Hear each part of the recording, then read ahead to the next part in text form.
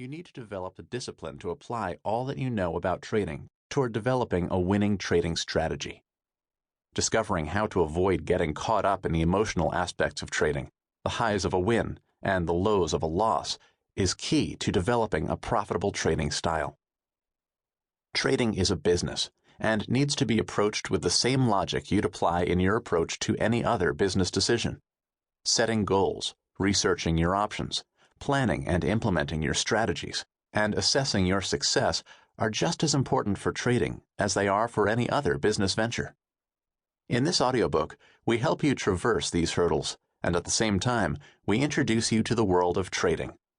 Now we give you an overview of trading and an introduction to the tools you need, the research skills you must use, and the basics of developing all this information into a successful trading strategy.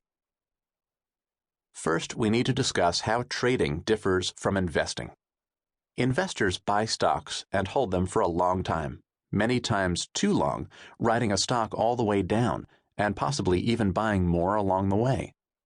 Traders, on the other hand, hold stocks for as little as a few minutes or as long as several months, and sometimes possibly even a year or more. The specific amount of time depends on the type of trader you want to become. Investors want to carefully balance an investment portfolio between growth stocks, value stocks, domestic stocks, and foreign stocks, along with long, short, and intermediate-term bonds. A well-balanced portfolio generally offers the investor a steady return of between 5% and 12%, depending on the type of investments and amount of risk he or she is willing to take. For investors, an aggressive portfolio with a mix of 80% invested in stocks and 20% in bonds, if well balanced, can average about a 12% annual return during a 20-year period. However, in some years, the portfolio will be down, and in others, it will go through periods of high growth. The opposite, a conservative portfolio with 20% invested in stocks and 80% in bonds, is likely to provide a yield on the lower end of the spectrum, closer to 5%. The volatility and risk associated with the latter portfolio, however, would be considerably less. Investors who have 10 or more years before they need to use their investment money tend to put together more aggressive portfolios, but those who need to live off the money tend to put together less aggressive portfolios that give them regular cash flows, which is what you get from a portfolio invested mostly in bonds. As a trader, you look for the best position for your money, and then set a goal of exceeding what an investor can otherwise expect from an aggressive portfolio. During certain times within the market cycle, your best option may be to sit on the sidelines and not even be active in the market. We show you how to read the signals to decide when you need to be in the market, and how to find the best sectors in which to play the market, and the best stocks within those sectors. Improving your potential profit from stock transactions is obviously the key reason most people decide to trade.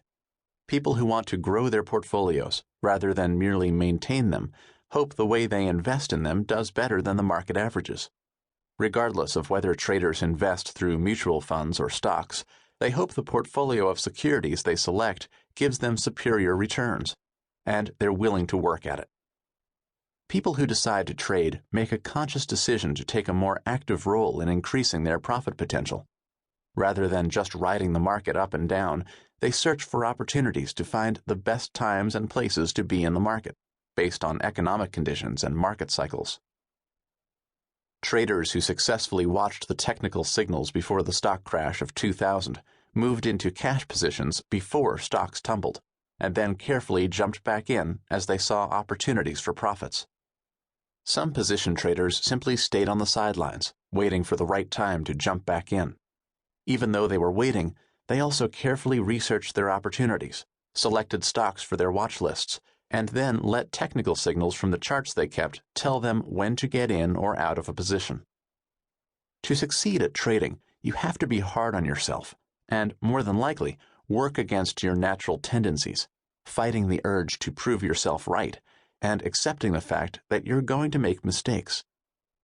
As a trader, you must develop separate strategies for when you want to make a trade to enter a position, and for when you want to make a trade and exit that position, all the while not allowing emotional considerations to affect the decisions you make on the basis of the successful trading